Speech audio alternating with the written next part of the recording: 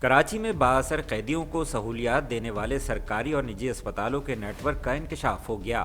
حکام کے مطابق بااثر قیدیوں کو شہر کے کم از کم 5 نجی اسپتالوں میں رکھا جاتا رہا ہے۔ ان نجی اسپتالوں میں بے ویو، ہیلتھ ویژن، قمر الاسلام، باٹواں انیس اور مدر کیئر اسپتال شامل ہیں۔ کراچی کے ان نجی اسپتالوں میں مالدار اور بااثر قیدیوں کو رکھا جاتا ہے۔ ماضی میں چند دیگر نجی اسپتالوں میں بھی بااثر قیدیوں کو رکھا جاتا رہا ہے۔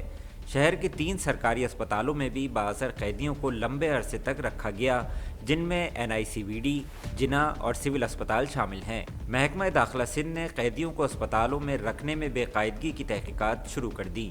گزشتہ دنوں 21 قیدیوں کو مختلف نجی اور سرکاری اسپتالوں سے واپس جیل منتقل کیا گیا۔ شاہ زیب قتل کیس کے مجرم شاہ رخ جتوئی کی نجی اسپتال کی خبر پر محکمہ داخلہ تحقیقات شروع کر چکا ہے۔